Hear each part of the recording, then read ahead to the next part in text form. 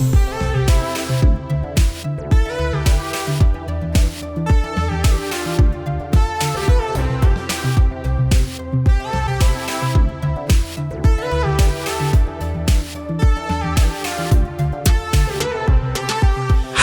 and welcome to the Young Film Academy podcast, the essential podcast for teenagers looking to find their way into the creative industries.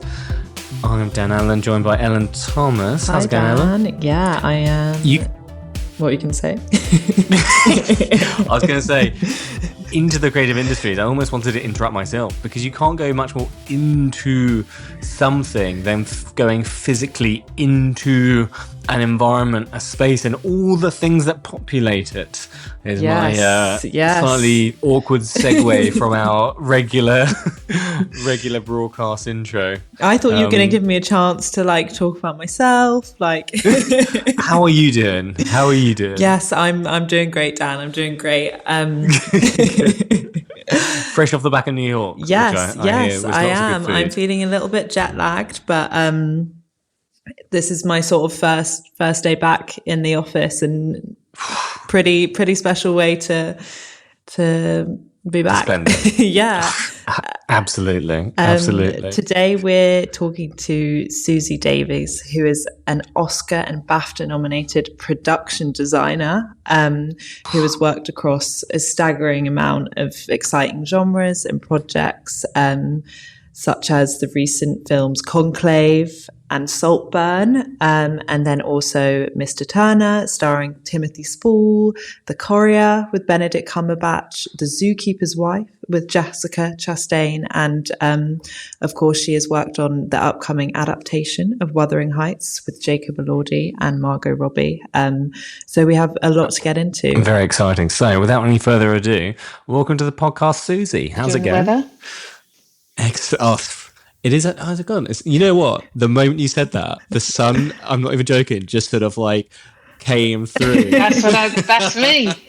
Yeah, magic. Someone's like, we need the aesthetics right now. And then you're like, let me deliver. Yeah, I can do that. I can do weather. Yeah, leave it with me. We were just talking before we started recording about sort of adaptation and how sort of, or remakes in a way, you get to recreate something new, rather than it being, diminutive, I can't remember the right word, but rather than taking away from the original that exists, it almost gives you a chance to re-experience what something that that's familiar, but you get to see it anew with sort of new eyes and new lenses. How do you sort of find that the whole process of remaking? Yeah, I think I used sort of in a similar vein. I used to say, "Oh, not another remake," but actually. It's a bit like when you read a book, and a really good book, and you finish it, and you're like, "Oh, I'm never going to have that joy of not being able to put this book down." Yeah. But with filmmaking, you can have a go. You can watch it again by different directors, have different takes on it, and I think actually that brings a really interesting new spin on those wonderful remakes now. Yeah, and I think it's good to watch. And you get all to of them, and then make. Yeah. Spend more time with those characters and be in that world. Characters, and we were discussing it in the context of Wuthering Heights, which is coming out in 2026. And I don't know how much you can tell. We don't know how much intel you can give us, but is there any sort of intel you can give us on the approach, perhaps, that's being taken there to that adaptation? A little bit like how we spoke just then. It's through the lens of Emerald Fennell, it's her favourite book, and it's everything that we've created has gone through her lens. That's all I'm trying to say. It was just the best job ever. Yeah, it was the best thing ever. Yeah. And was your first time working with her? Was that on Saltburn, or had you encountered her before in different productions? Yeah. So weirdly. I'd actually worked with her when she was an actress. I did a thing back in 2012 called Murder on the Home Front, and she played a character it was about murders going on in World War II, and she played a forensic photographer in World War II. Yeah. So I passed across then, and then she reached out for Saltburn, and we we sort of landed in the same place and off we went. Yeah. Amazing. That's so cool. I can't imagine, at the time in 2012, you're like, ooh, maybe. But it's funny when you look back and you sort of see that your paths have sort of crossed. Yeah. I don't think she probably did. I think she's very focused. But back then, I just thought, what an unusual name. Because I think, did we have Tuppence? I think we had someone called Tuppence, the actress Tuppence Middleton as well, working with us. And I just thought, these are brilliant names. I always thought I should change my name, actually, if I was like working memorable in the arts as a director. I was like, I need something catchier, to be honest. But yeah. But then I'm like, I'm not Beyonce, was then my second thought. So I feel like, that's quite a good name. I'm not Beyonce. That's quite good. I'm not Beyonce. I'm not be my first name. Yeah. And then Beyonce's second name. Before we sort of like dive into your amazing work, which has sort of spanned so many genres and time periods and stuff, I wondered if you could sort of help us, for our sort of young listeners, demystify the role of the production designer. We had an art director on, which I know is like a department that sort of can work with you guys. But what is and I know you've worked as an art director before, so I didn't know if you could sort of give us a sense of like what your role as a production designer is, and maybe how that interacts with the other different roles around the design aspect of film. So a production designer is responsible for the overall look of the film. So I will get a script. Once I've got a job, once I've been given the job, I get the script and I break that down and I'll put visuals together and ideas of how I imagine, on talking with the director, how I imagine this script might land. So in what world is it going to be? Is it futuristic? All those things I'll be led by the script. And once that's sort of started, I'll then bring in a team that works for me.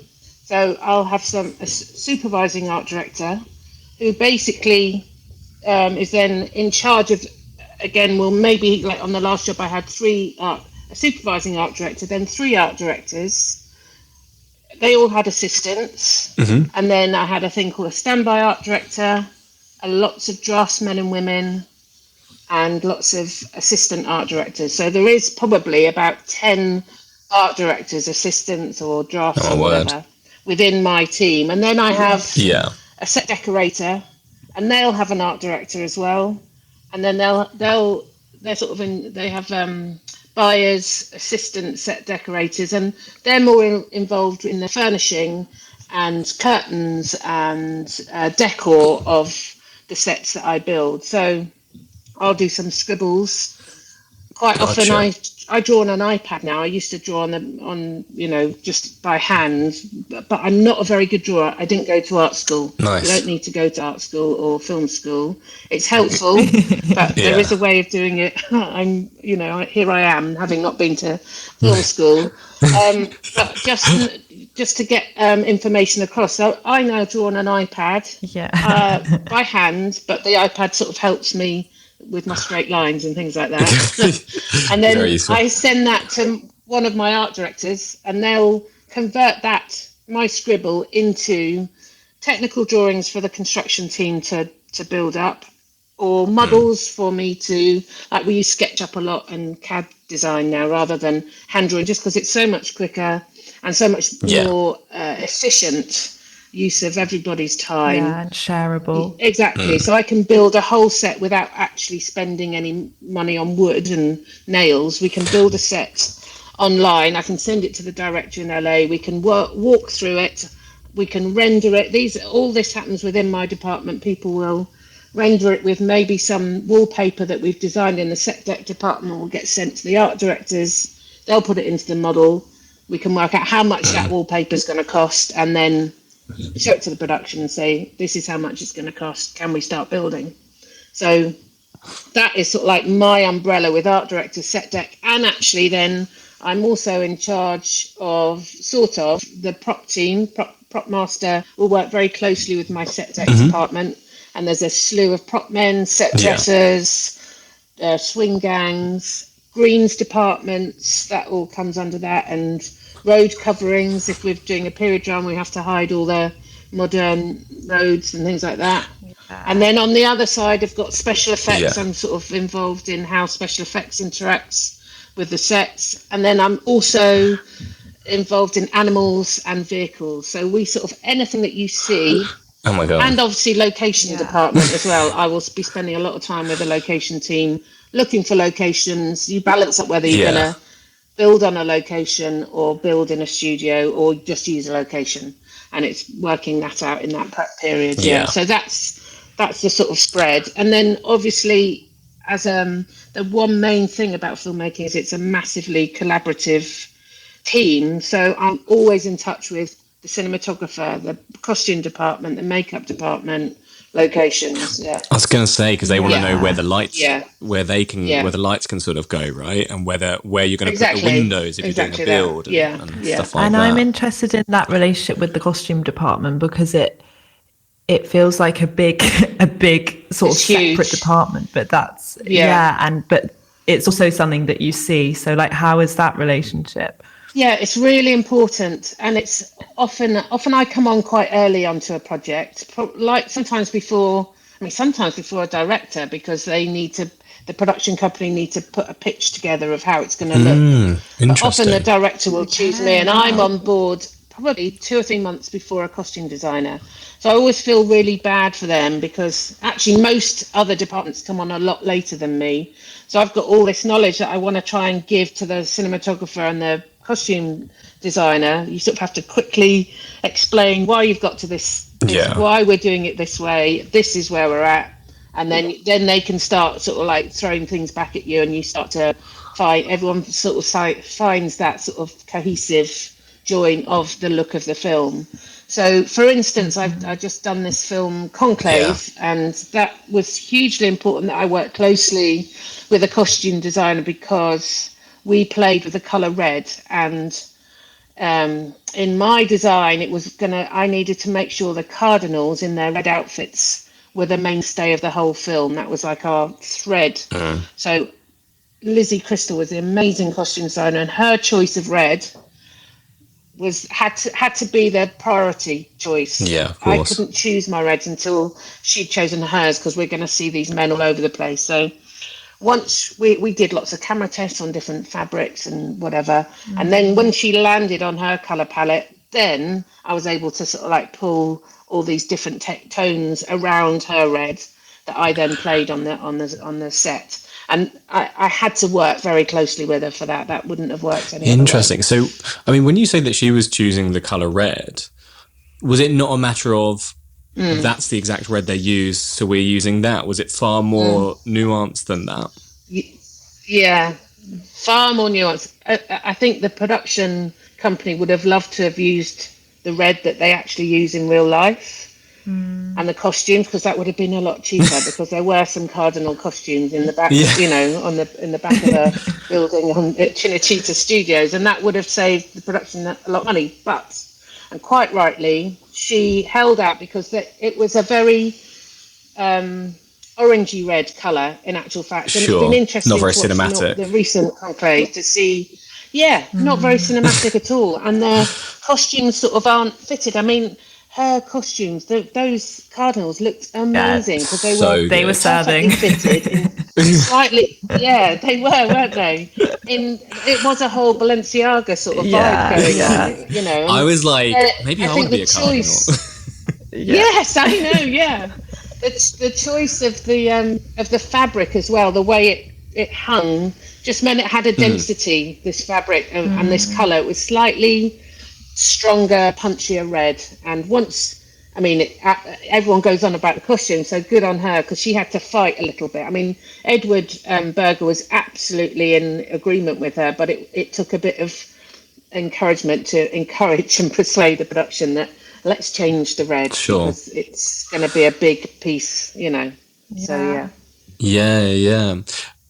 On your side of it then, with the sort of environment around them, how, because I'm not familiar with exactly how much of the inside of certain areas of the Vatican, you know, that people have seen. So, and I always think, I mean, I was sort of I mean, the whole experience was sort of mind-boggling, innit? Even sort of the accommodation of like the rooms they're in and stuff. Like, is this stuff that we have access to, or is this things that people have spoken about? And then also, based on what you could gather, where were your deviations? Sure.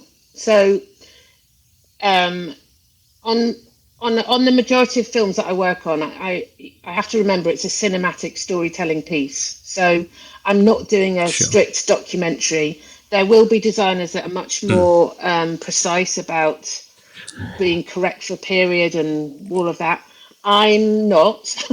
I'm more like, does it serve? And that's not to dismiss that at all, but I just want to make sure it's an aesthetic serve to the storytelling process. So for Conclave, it's set in the near future, slightly ambiguous with our timeline, and we wanted to play a little bit more with the juxtaposition of, I think when you think of cardinals, you think you see them in cathedrals or cloisters or painted halls, and very somber. And the whole piece of the movie, and it's in the writing, it's in the brilliant script, is seeing these gentlemen on their phones, vaping, eating pasta, making coffees in lifts. So we wanted to pull them out of their sort of where we think they should be and put them in a more modern environment. So as much as absolutely we wanted to take the authenticity of how a conclave happens in the Sistine Chapel. So we built the Sistine Chapel, but only the bottom quarter of it, and then it's set extension, which is when we build a blue screen. So we built up to 10 meters, and then the rest of it we put a run of blue screen, and then VFX, which is computer generated images, put the rest on the top. So we used a big soundstage in Cinecittà Studios in Rome to build that. And then for where the Casa Santa Marta, which is like their guest house where the cardinals lived during the conclave, no one's really ever been in it. Weirdly, I've seen more pictures recently of it than I could find when I was making the movie. But it's a really You're like, where was this? Where was this all these years building. It was built in 1990s, and because no one knows about it, and because we wanted to really push that juxtaposition of more traditional contemporary architecture, we decided to build it in our own way. So I sort of made it up. And I made it up to be an absolute opposite to the ornate opulence of the Vatican, of the Sistine Chapel. I wanted something brutal and fascist, of which there's an awful lot of that architecture in Rome. So we built it. I wanted it to feel like a posh prison. Conclave means to be locked in.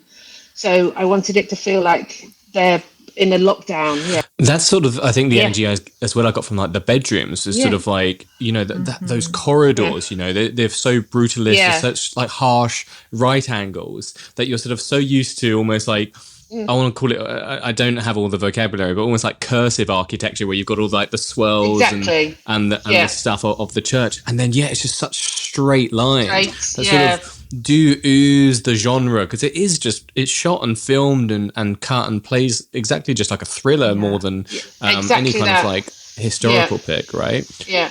And we vibed a lot off the sort of 70s thriller movies. That was one of Edward's very early swerves for us all, is the Peculiar movies. And, people just going around up and down stairs or on through long corridors is so cinematic. And I love that you said when you were talking about it then, you used corridors, you made it sound like there were multiple. There was only one. Was there? And we just slightly revamped where the turns were, and there was only one bedroom, but I made all the walls move in and out so that they could be dressed in a different way, because that was the other thing. How do you make a character out of a bedroom? Because it's not their home, it's just their bedroom whilst they're in conclave. So we had to sort of slightly play with the different settings of where would the bed be for I don't know, John Lithgow's character. We gave all of the cardinals a slight backstory to how they got those rooms. So we think John Lithgow's character probably paid somebody off, got one of his assistants to pay someone off. Like, and Ray Fiennes' character doesn't mind, his room's probly next to the lift and it's really noisy, Yeah. And there's only one lift as well. I'll take anything. No, that's super cool. So So I love the sort of like, finding what's sort of right for the film, right for the genre and stuff. Does that change depending on the time period and stuff? Because I know you've also done, obviously, I know that Zookeeper's wife is World War II. And obviously Peterloo is obviously a historical piece as well. Like, out of these ones, is the approach or mentality similar? Or was it different depending on the film? The approach is always similar and you end up with a different film. But my approach is, and I find that as I've sort of got more experienced, is it's really important that one person tells the story. It's like one person writes a book, then it will be adapted by one person, or actually sometimes more than one. But there's one person going to direct the story, and his name is the director, his or her name is the director. And so I, as much as I could, you sort of like have ideas, I wanted to make sure my ideas complement the director's desires. So it's really important for me to find out what their hopes and aspirations of the director are, for me then to design the space.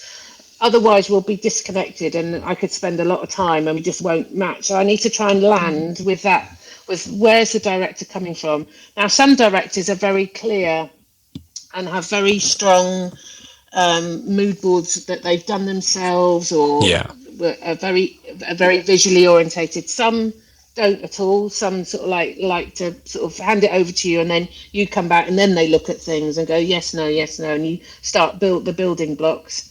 And like with Mike Leigh, because he works in such an unusual way, I sort of join him on his discovery during the sort of rehearsal period. We discover what the film's about and how it's going to look via the actors creating the characters. So that's another way again. But ultimately, we all end up, come the first day of shoot, it's all the same. It has to be, because there's so much time and money involved that by the time you get to a shoot, on all of those ways of making a movie, where you are, what you're shooting on day one, all the way through to what you're shooting on the day 58 sort of thing. Yeah. What's that process like then with directors? Obviously, you mentioned you're trying to serve their vision, trying to make sure there's not competing voices. What's the balance of do you ever have situations where you feel like the director's taking the aesthetics in a bad direction? I mean, even on a simple level of they want two colours that in your head completely clash, and maybe there's not a good reason for having clashing colours. I don't know. Yeah, where does that sort of line? I think you just make sure you have clear lines of communication, and you hopefully have built up a rapport with the director, so you can have a discussion, so you don't feel uncomfortable going, are you sure you want that blue and that red together? And they can go, I do, because I want it to feel like there's a clash. I want it to, because it's not all about making things look like an Instagram image. We're telling a story. Sure. So ugliness and disconnect and distorted images are as important as beautiful, ornate, gorgeous, perfectly composed frames, So it's knowing that actually the grime sometimes and the disconnect is as important. Not everything has to be an Instagram post, and it's difficult because I think we it's lit so beautifully. There's you've got beautiful people in front of the camera in gorgeous costumes. Sometimes you just have to make sure you're making the right calls and not just doing it because it looks nice. There's like a draw to aesthetic. Yeah, it needs to have a reason to look away, sort of thing. Yeah. So do you have any sort of particular genre that you enjoy working on the most, or any particular time period, or do you love sort of dancing across all of them? Yeah, it's the best. I mean, it's the best job ever, because I think I'm doing all sorts of things. I would hate, for a while I just did a lot of period drama, and I was like, I don't want to do another cobbled street sort of thing. And then before you know it, I'm doing I want to put someone in a t-shirt. Exactly. And then I did... I want the houses to be normal. Yeah. Then I did a nice spy movie called The Courier, and then I love that I jump around a bit. I like being challenged, and I think it's important that we don't just go, oh, it's another period thing. I know where I can get cobbled streets or whatever. I like to be sort of like, and how lucky are we how am I that I get, the combination of a script and a director often inspire me anyway, and I'll be a sucker for that good combination sort of thing. Yeah. What's it like though when you mention you obviously sometimes you brought on before a director? Does what you've done already excite the director, and are they brought on to almost bring your vision to life sometimes, or do they come in and then just want to completely redo things? How does that? Sometimes, and I must admit that's probably, I don't know, 20% of the time that'll happen when I come on before the director. Yeah. And sometimes I'll come on before the director, do a pitch, and then it sits waiting for development for years, and by the time it comes back, someone else is going to do it, or a director's come on board and they want a different director and a different designer, and so you have to sort of let go of your ego. There's loads of projects like Conclave had been around for ages, and I think it had a different director at one stage, a different designer, and then just the windows of opportunity, and because everything it's so difficult to get a movie actually turning over on the first day. Just to get it to that stage is quite hard. It can take 10-20 years sometimes. So and it's you have to lose your ego for that, because I know other people have done films that I thought I was going to do, and I've done films that I think other people thought that it was going to happen. Because you have to take, especially in my position, sometimes a leap of faith, because you're brought on board before it's even necessarily got the full budget. It's got maybe still development funding, so it hasn't gone to that next stage, and I'm often brought just as it tips over into like the actual green light, and you win some, you lose some on those things. No, of course. I wonder with those ones that other people end up doing, is it hard to sit and enjoy it, or are you sitting there being like, oh, I wouldn't have done that? No, again, I love it, because I'm like, wow, I'm often going, I would never have thought of that, or I'm quite I think you just have to let go of that. It's a very competitive, or it can be quite a competitive industry, and I could get eaten up if I worry about all of that. So I just enjoy it, and that's the one thing in a way that I find it sometimes annoying. Some of the movies I've made, I can't ever see them as a viewer because I've made them. Sure. So I never get to see them in their virgin state like a punter going to the movies. And I love going to the movies. So it's nice to go knowing a little bit about a film, if maybe I've read the script or whatever, and then to see it finished in the movie theatre I love that sort of freedom from knowing how it was made. I enjoy it. Yeah, of course. What's the journey like in terms of, obviously you mentioned you start on your iPad and you start sketching things and that sort of like filters down. Is there a point where that stops and you move into a different part of the process? Like what's the step in pre-production? How does the job compare in pre-production to production? And then do you have any involvement in post at all? Yeah, great question. So pre-production is has that rhythm. So I probably have a month, maybe 6 weeks, when it's just me and the director before just about anyone else is on board, and maybe the location manager, and we'll be looking at locations. We probably won't even have an office, and at that point I'm sourcing images. I'm like a magpie, I'm everywhere.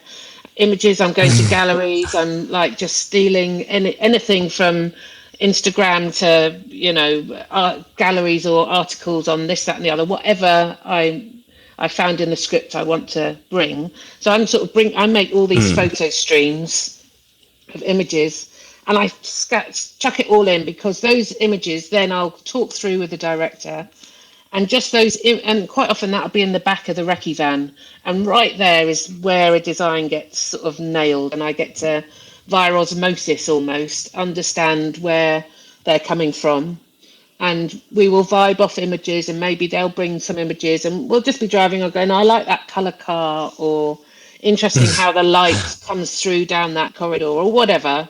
And you just start building blocks. So then my team come on and we start. By then I'll know the production will have an idea if we're going to build in a studio or if we're going to go on location or if it's half and half, because it's really difficult. You have to book studios so far in advance. So by then we might know. Could I just just whilst you're on that, obviously you mentioned Conclave filming in Rome. Yeah. Was that a conscious decision in terms of when you came to deciding where that was going to be filmed? And that had been decided way before, probably in the previous director and production when it nearly got going.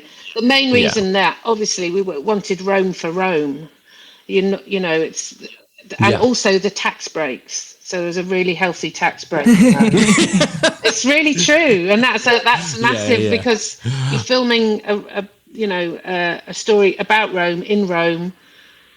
Cinecittà, where the studios there are amazing, had a massive studio complex that we could use, so it just made sense to go there. I didn't know if it was so that when you walk to work, you got to be surrounded by everything. I'll tell you, it was amazing. And then it's like so every day you're just drive. Was it? Was it good? I lived in a place called Trastevere, which is just on the river in Rome, and I would get driven. It sounds very grand, but it's mad driving over there. And I would get driven, and after to the Cinecittà, and after a while I realised, hang on a minute, I reckon this. And we used to drive along the Circus Maximus to get to work. It was like crazy, and the Circus Maximus is that big. Yeah, and like you'd be looking around. Oh, there's the Colosseum just as I'm in a traffic jam on the way to work. Yeah, it was amazing. Did you find your mind like clicked in, or like with all your projects, like in that pre-production phase, like clicks into the story, and you see the world kind of from that story position? Exactly that. Yeah, and you start dreaming of it, you know, and it's like completely envelops you. But that's I like that 24/7. I want to be saturated with everything about this subject. And you're seeing a lamp differently to how we're all seeing a lamp. Yeah, exactly. Yeah, I'm like, even when I'm not working, my phone is full of images. Thank God for iPhones, because I can just nice lamp, nice car, good color, you know, just like all over. Yeah, fulfilling something that I know will have some sort of resonance. Yeah. Sorry, I know you were telling us about sort of the process and how it evolves. You sort of working out. You were telling us about you're sort of finding where to build things, where to shoot. Yeah. So by then, halfway through pre-production, you'll know where you're going to be. Yeah. Whether a tax break is in, you know, Prague, London, or Rome. Yeah. Or wherever. You'll get an office. I cover the walls with all these images. By then they'll have honed down. My team will be on board. We'll start building, and then it's all about the sort of logistics. The ADs will come on board, so it's about working out which set needs to be ready and when. And it's an absolute mind mush of trying to work out all your labour flow. And that's when my brilliant art directors sort of take over and work out when do the construction teams need to move into the studio, when do painters need to move into location, and work out. It's a real jigsaw of who needs to be where over about 16 weeks or sometimes. And with the ADs, you sort of work out, even you get down then to the fine tuning of what the action props are. If any of the actors need to learn to drive, ride a horse, shoot a gun, all those sort of things, you're sort of slightly involved. And if there's any explosions, how you can work with special effects about the rigging of those. And then when you get to filming, my job completely flips, and I'm just like a day ahead of the shooting crew. So we're prepping the next day. And I try and see the unit in to every new location. And I have a little core team of the art department that will stay with the camera the whole time, which is called the standby art director. And that is one of the most important jobs. And I think anyone who wants to be in the art department should always do a stint at standby, because you get to see how the unit works, how all these different departments work together, and what's important from the art department point of view. Like all that effort that we've done over 16 weeks, we get to see it on that one day. So my standby art director makes sure we get to see it in the way I wanted, or adapts it if he or she needs to, so that we don't miss a trick. Because a lot of times, sometimes all that effort can be lost because someone didn't know that you really wanted to have, I don't know, the yellow lampshade in the shot, and that it got, or those sort of things. So, and I'm just chasing my tail. Is the standby art director, are they involved in pre-production as well? Like, at what point does the standby art director come on board? They'll come on board for the technical recce's, which happen often about a month to 3 weeks before principal photography. And a technical rec is when the whole team, well, just like someone from each department, more or less, but in particular, camera department, lighting and locations, art department, the director and producers, we go to all the places that we're going to film to explain what we're going to do, how we're going to do it, and what's required. And it's useful then for the standby art director to come along so that they get to see the set, because often by then the set might be built, so we can stand in a studio and go, okay, this is the spaceship here, this is how the door opens, and everyone gets to know what we're actually up against, where you're going to park your car. So you right have from to put a lot of trust in that standby art director, and I didn't realise that you leave your set behind and move on to the next day, and you're not there when filming's going on. I'm not there. Yeah, you're just a ghost. The actors you never get to see leaving the actors this beautifully crafted set. Yeah, exactly. Quite often they think the standby art director is. Yeah. Well, quite often I work with a standby art director quite regularly, and she often the actors think she's designed the set as well, because she's the sort of like art department person. Do you know what I mean? Which is fine, I get it. But but I did do a long stint as a standby art director and loved it. I thought I'd be a lifer, because I just love the energy of working closely with everyone on camera, and it is hard sometimes to walk away and leave sets, but it also is really lovely to go, right, see, I'm going to go and have a coffee. Yeah. Are you ever there to see that look in people's eyes though? Like, the first time they sort of walk onto set, which I feel like is such like a magical I must experience. Admit, you get to see them. Because I'm always there to hand over a new set, because I think it's my responsibility. So Gotcha. I don't want a director going, but I thought it was going to be blue and I've given them a green set. I want to, make sure, I thought you said green. Anyway, so I hand over sets, and one of the best experiences I have is when I work with Leigh, because his process means that the sets have to be ready a lot earlier than principal photography. So the sets develop as the characters develop, sort of thing. So, for instance, on Mr. Turner, we knew we were going to do the varnishing day at the Royal Academy, so we built that up in Yorkshire in a big palatial pile there, and we'd put 390 bits of art on the wall and all this sort of stuff. And then what was gorgeous was handing that over to Mike and his characters. So they turned up when we'd finished dressing it. They all rocked up, and part of reality when the varnishing day happened back in 1840 was a big competition to see where your picture was going to be hung. It was like important if it was in the perfect place, or was it too high, or was it around the corner in one of the other galleries. And it was all a bit of, all the artists would be joying for who got the best position. And because of the way Mike works, he left, because the characters had all been developed, and the actors, people playing these characters, the actors turned up not knowing where their art was going to be. So I had to walk onto my set and look for their particular artwork. And it was just fantastic, because if I say so myself, it was really impressive, that set, because you sort of came up the stairs. And because with Mike's, he likes fully composite sets, which is when they're completely 360. So that means you can walk up the stairs, go into the gallery, go down a corridor, go into another one. It's not like a room here, then a corridor here. They're sort of disconnected. With Mike, they have to flow in. So you really almost immerse like a bit of performance art. And that's exactly what it feels like when these actors walk onto set on Mike's films. It's because they're often in their costumes, even when they're rehearsing. and they walk in and had that moment, and he's very generous and had let me sit in the corner, because often no one else is allowed to see that apart from him and his script supervisor and maybe Dick, his DOP, just to see how they interact. So I was sort of sat in the corner watching it, and it was a real spine tingling moment. Yeah.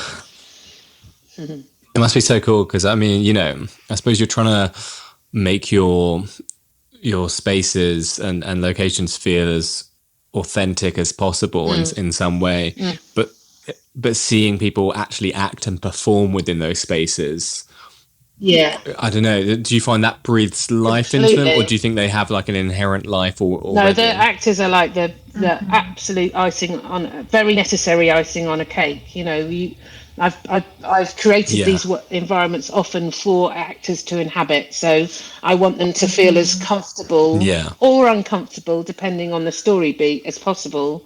And they're like that extra layer of dressing, and they bring the sort of their life into it. And that's one of my main points as well. After getting the director's view, I want to make sure the actors feel comfortable, you know, so that they walk onto that set and go, this is absolutely where I'd live, or not where I'd live, depending again, you know, and that they have some sort of input. And you spoke a little, you spoke a little bit about in Conclave with the sort of designing the bedrooms based on like a backstory with the characters. What other ways do you kind of tie production design into character? So often, like on Saltburn, that was quite a big dress of a property, you know, and for one reason or another, we knew we were going to film that in a big old palatial pile. We just didn't know where, and I knew at the beginning it needed to be somewhere where we hadn't been before. This in the UK, big country houses owned by the National Trust are brilliant. They've either all been filmed in, or they're quite tricky to film in because they're National Trust, and quite rightly English heritage. They have, you know, there's a historical aspect to them. However, this house was privately owned. They were a brilliant family. They really embraced us and let me go a little bit crazy, and, you know, repaint walls and, you know, convert bathrooms into bedrooms into bathrooms and all those things. So that was when we really played into that character's family, and just added more. And with Emerald Fennell, the director, you just turn dials up. It's like, you know, Charlotte, my set decorator, and I had chosen what we thought was a really bright coloured carpet.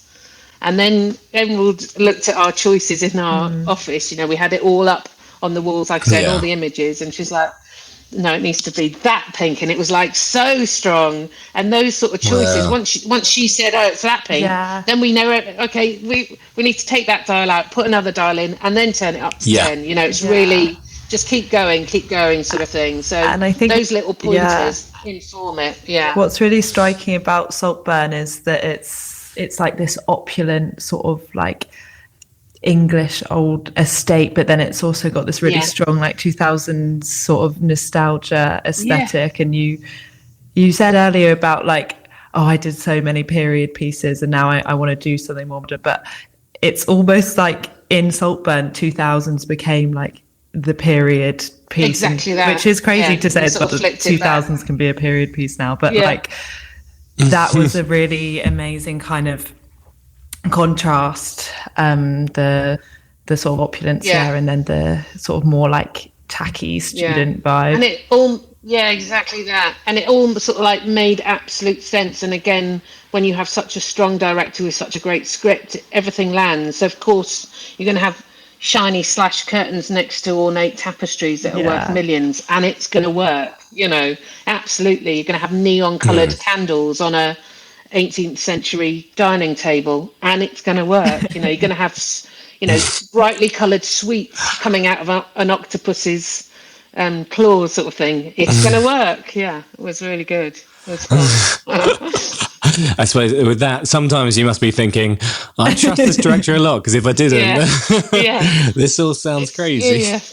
You mentioned earlier about sort of story beats and sort of how the location or environment fits into a story beat. does structure play a part in your mind? Like where a scene or where we experience a scene in the character's journey and in the overall story, does that affect how you approach that location? Yeah, often, and I try and balance those ideas and discussions with the director. But for instance, when I break down a script, I sort of work out where the weight of the piece is. Say it's a film that's going to be set in something like Saltburn. How many scenes are in the dining room? How many scenes are in the drawing room? How many scenes are in the garden? Where in the garden are those happening? And you sort of start to see where the weight of things happen. And it could be, like, for instance, the dining room, I think we're only in there a couple of times. But wow, when we're in there, they're really powerful. So I have to make sure I'm quite fluid with my budget and make sure I don't just put it all into the drawing room. I make sure that there's enough, or even sometimes I put more into the dining room because there's one scene in the dining room that really has to sing, and the drawing room I can do a different way. So you're constantly trying to balance your resources with what you want to find on screen. And also it could be like, for instance, in Conclave, we had lots of scenes on stairs. And there was this one really long staircase that Edward wanted to use for a long journey, and it's exactly the same on I think he wanted to do 4 levels. For me and it was an old knackered building. It wasn't a build, this one. It was an old hospital in Rome that we'd sort of taken over for aspects like the reception area and some of these staircases. And it was a difficult conversation because for me to make good, because it was all knackered and all the paint was peeling and the stairs were broken, so I had to do a lot of work, or I was going to have to do a lot of work on 4 levels for this one scene. And I had to really work hard to try and persuade him to just do it on 2 levels, because the difference for me was a lot of money I could save and put elsewhere in a much more effective use than making the staircase. So I had to find my moment to try and persuade Edward to film it as if you're on 4. When you're on 4 levels, but you're actually only doing it on 2. It's a little bit of mind trickery. Yeah. And that's the beauty again. There is loads of ways to cheat, because the camera does lie all the time when we're filming. You know, there's that old adage, the camera never lies. We're always using smoke and mirrors. So there is a scene when they go up the staircase, but it's only 2 levels, but you'll never know. Interesting. It's things like filming one, you could be in one room and you could be looking that, and then I could have painted everything just out of shot, completely different, but that would save the unit £100,000 because we'll just turn the camera rather than go to another location, move the unit. So I'm constantly trying to think of those things as well, and where I think it could benefit or not. Yeah. And sometimes another trick is you have to know when to zip it and deal with doing 4 staircases. You know? Yeah. I wonder, when you're sort of planning a space or looking for a space or building it, I wondered if you had any pointers for our listeners of like what to look for, like what makes an environment cinematic, what things should you avoid, where should you avoid filming, and if there's any things that you're like, the moment you see X, Y or Z, you're like, you know, it's a good space. It's a really difficult one because every job has its own sort of parameters. However, little things I've sort of learnt along the way, and again it might all change, I might be wrong, but especially on low budget films, I would say try not to choose locations on the top floor of anywhere. Lighting will find it really difficult to light. Just for carrying everything. Well, it's difficult to carry everything. Lighting will find it really hard to light through windows. You know, of course. Be aware if you're filming nighttime or daytime, and how you're going to create that, because sometimes you can't film at night in locations. So does that mean you're going to have to black out the windows? And there's different ways of blacking out windows, and some of those are cheap, some of those aren't. You can't just draw curtains. They need to be properly blacked out. And so those things, I guess, be mindful of historic properties because there'll be loads of restrictions, but in saying that you might get a load of benefits as well, because they come with a load of lovely dressing, likely if you're doing a period film. I guess just to have an open mind, like, don't think when you walk into a location that if the bedroom's on the top floor, it needs to be on the top floor for you. Does the ground floor work as a bedroom? Yeah. Or does the ground floor work as a hospital ward? It's like, don't anticipate that what it is now is what it's going to be. Like, is a underground or is a car park, could that be a hospital ward? Or could it be a school playground? It's like just trying to think laterally and locate. Productions will sort of love you if you can do many sets in one location, what we call multi-use locations. So is there a place where you can do more than one thing? I mean, that shouldn't be your overriding.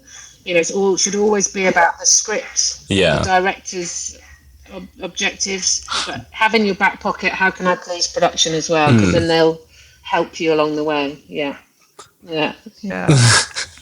There's I don't know if you've seen the original few Saw films from James Wan, but I remember there's some camera shots in that where they'll move from a police station, and then it will do that classic transition where it goes through the wall, and then next thing you know, you're in someone's bedroom. But they actually filmed that in camera because their sets were literally just built next to each other because they could only rent one studio space. Yeah. But I love that sort of. Yeah, absolutely. And sometimes you make like a random house. Sometimes with all these different rooms in. You can make a feature of that. Is it Lars von Trier, Dogsville? Where they just put lines on the floor.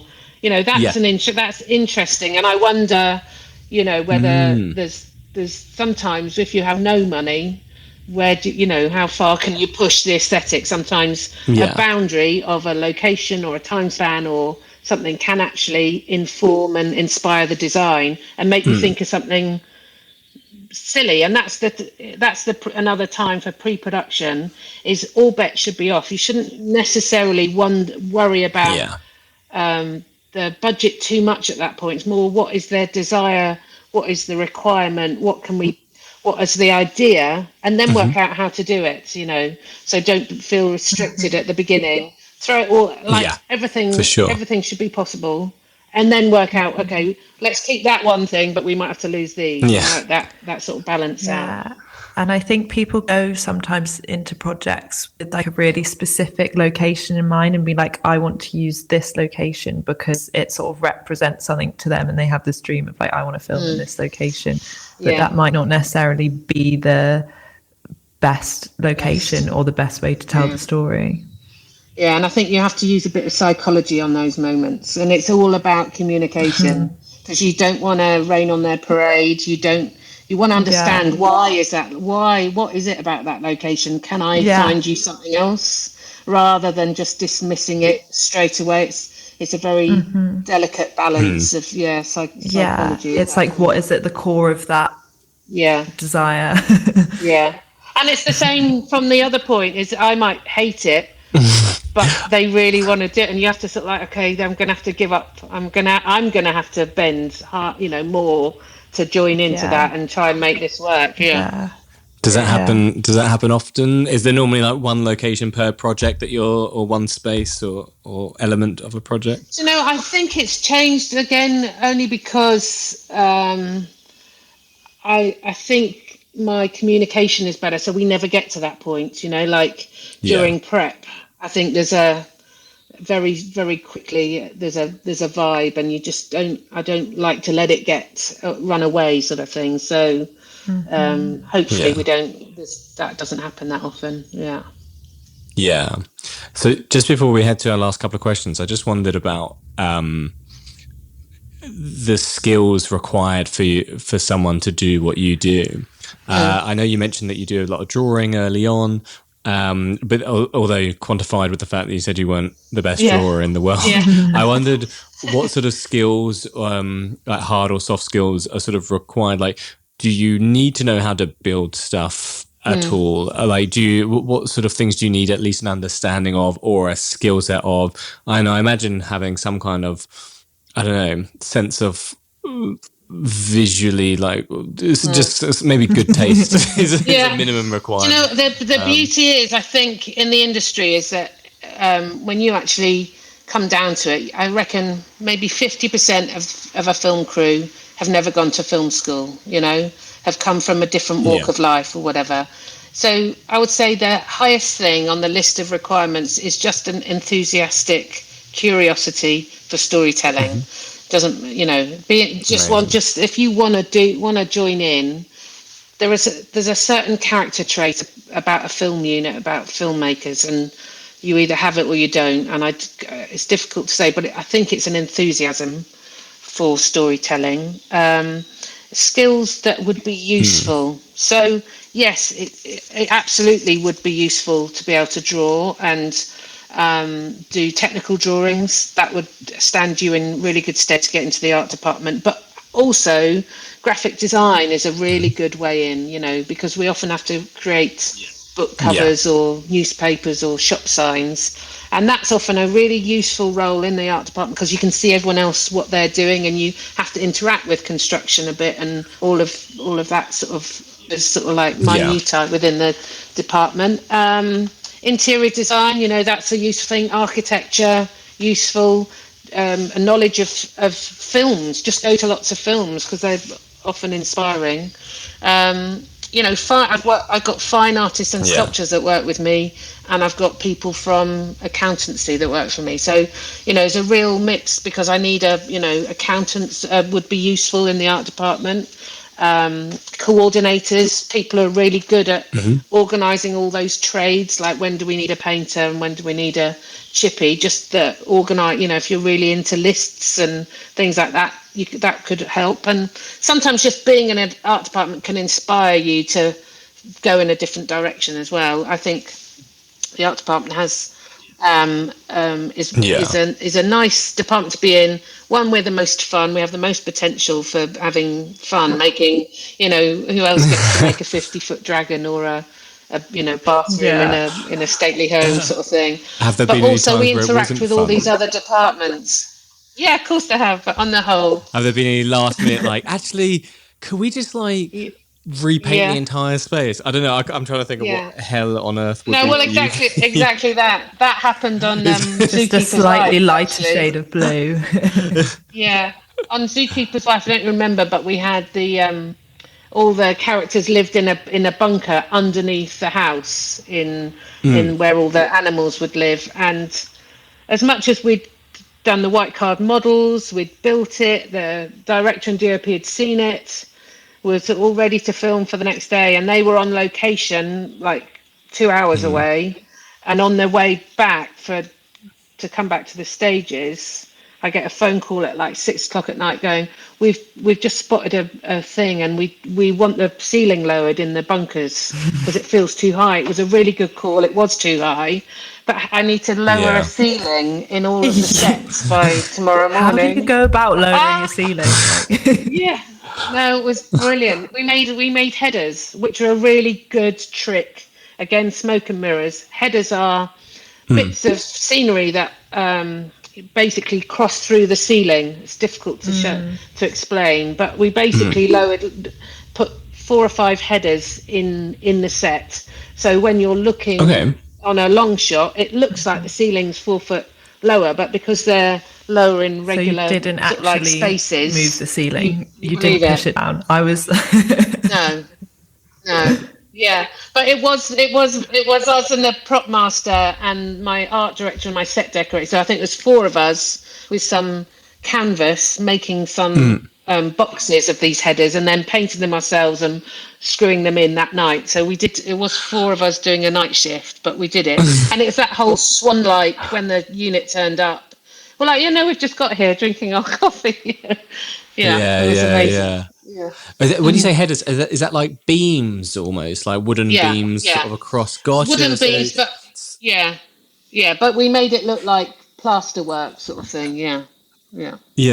On Zookeeper's Wife, actually, like, because that's obviously, it's meant to be set at quite a big complex. It's a zoo, isn't it?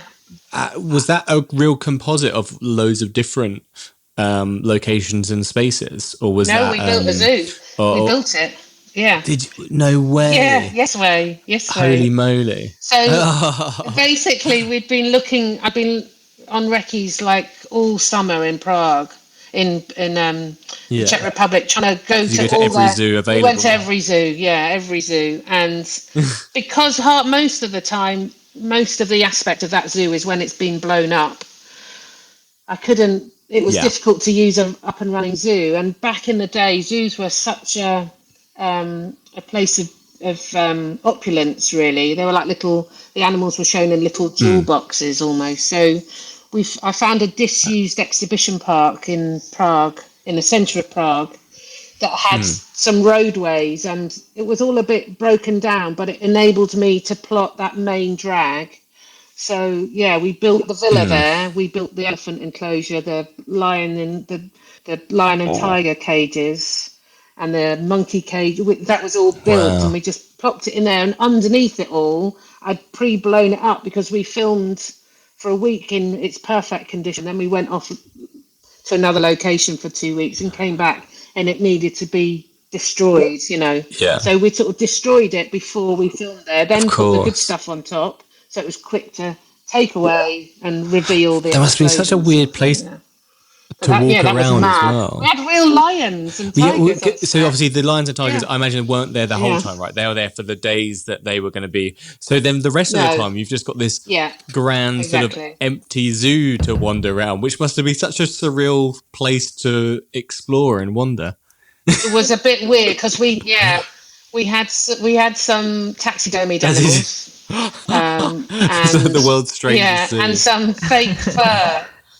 We had some fake fur. I remember I had to have a load of bears in the bear pit, and obviously we weren't going to have real bears, so I just got some bear skin, or it wasn't even real fur. It was fake fur that we just put over polystyrene shapes and put as if they were asleep amongst the straw and hay. Very clever. And what was brilliant, with a bit of wind, it looks like they're moving. Interesting. It was good. That's so cool. Honestly, such like smoke and mirrors. Smoke and mirrors. There you go. In action. Yeah, exactly. Smoke and mirrors. Yeah. I feel like if we had an infinite amount of time, I'd ask you about every single project, like one by one. Which honestly, like you've worked on such like cool different things. But our last two questions, which we ask every guest, is what were you doing during your teenage years that maybe set yourself up for what you do now, and maybe something that you didn't realize would be so helpful and then turn out to be very helpful, or just something that was obviously helpful and was the first indicator that this is what you'd end up doing, and then also what advice would you give to that teenage version of you? Yeah, so I had no idea what I wanted to do when I was a teenager. Not a clue. I was very naughty. I was messing about. I didn't do very well at school, all those sort of things. I was very unfocused. The only thing in hindsight that I did do is I used to paint my bedroom walls all the time. Interesting. And change I can remember I had it pink and turquoise, and then it went black, and then I did graffiti. So I was constantly changing. My poor parents imagining the layers of paint on the wall. Was going on, but slowly closing in on you. Your room's just getting smaller and smaller. Closing in, absolutely. But I actually, because I didn't do very well, went travelling and didn't know anything about the film industry. Wasn't a particular. I went to see E.T. and all the Bond movies were big deals to go and see, but never thought that there was ever a job that I would. Nothing. I just didn't think it was in my world that I would go and work in film, but I didn't even know that sort of thing. I thought I was going to be a farmer, to be quite honest. I went travelling in Australia and when I was 18 and thought I'd live on a sheep station forever, and then came back, and just whilst I was looking for a grown-up job, not knowing what that grown-up job was going to be, I worked for a sculptor and model maker to earn some cash during the summer holidays. So I would sweep floors and make cups of tea. And he sort of ignited a little fire in me, because we would go to Pinewood or Shepperton to drop off 50-foot of dragons made out of polystyrene and hand them over. And I would just see this sort of like fantastically chaotic but organised group of people bringing something to life. And I just found that really intriguing. And I started working for lots of model makers, making cups of tea, sweeping floors. And then I just started learning, and people started treating me a bit like an apprentice. I think some people work better like doing rather than reading or whatever. I'm not very academic at all. I'm much more physically, I'm three-dimensionally sort of like and spatially aware, and that sort of worked for my mindset. So I got taught by some brilliant model makers. Designers would come and say, we need a dragon or a spaceship or a whatever. And we would build these things, and I'd look at these drawings and people would tell me how to read drawing. And then I just was curious as to why am I building a spaceship? So I started assisting for designers, and then worked my way up through the art department basically.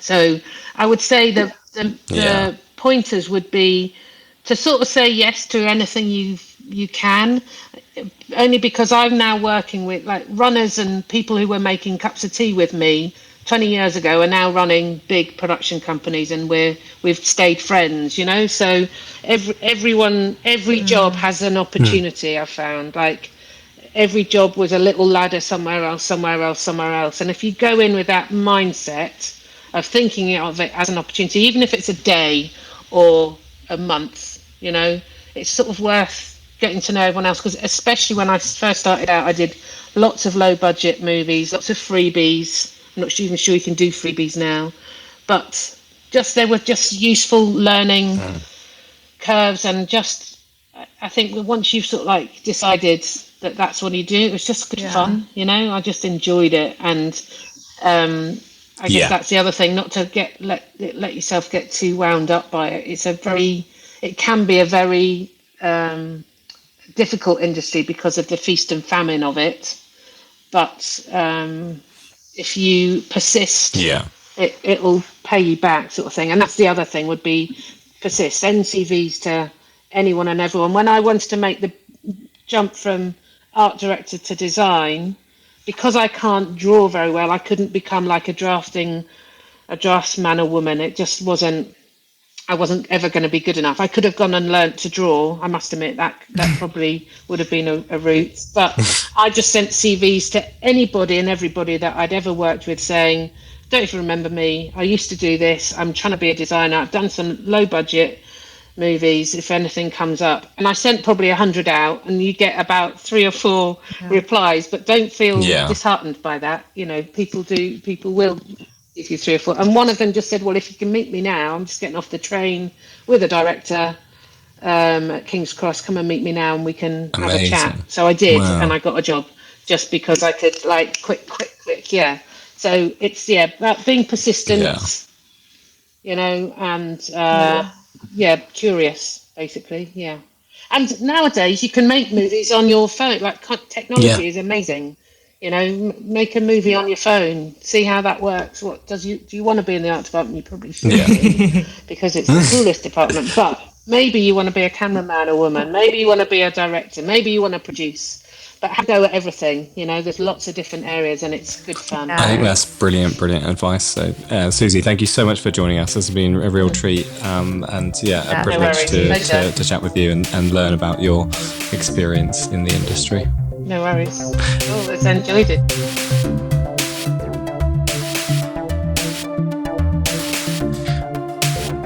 I mentioned in the podcast, but I saw Conclave recently, and I honestly... Have you seen Conclave? I know you've seen Saltburn. I've seen Conclave. So cool. Such a cool movie. And it was so... I don't find a lot in our episodes. We don't always go deep into like the creation of a film, like the kind of storytelling, like visual storytelling aspects of stuff, and we really got the chance to do that with Conclave, like talking about the reds and like the trapping atmosphere. My nerd brain was tingling. Honestly, the whole thing of the reds in particular, as you mentioned, were just so interesting, being like, okay, well, this is what they actually are, but they're just not cinematic enough. And for them to be like pushing for that, I just thought was really cool and really interesting and so worth it. Like they genuinely all looked so dapper in the film, that blood but red. it sort of had this sleek modern world beneath the Vatican. It was, and breathtaking. Did you see sort of the discourse online that was like the Conclave almost became like a sort of Mean Girls like vibe? It was very sort of the Vatican, like what are they called? I can't remember the names of their like the cardinals. They all sort of like gossipy and like in their like really sleek outfits, and I was like, never did I imagine that someone could sort of create that feeling with a story about a conclave, but it was just so unique and so like really well done. And so moody as well. Like the whole thing, it's such a clear aesthetic that obviously, you know, Suzie really sort of brought the project and working in tandem with the director to deliver that. And I loved hearing about the sort of, you know, that process of, I mean, it's such a big team that she almost like sits at the top of or works collaboratively with all these other departments as well, you know, even mentioning that some of the set was blue screen, you know, there's also VFX that she's having to like speak to and collaborate with and talk to. All this like push and shove like from different departments and budgets and stuff, because obviously that puts more money into VFX.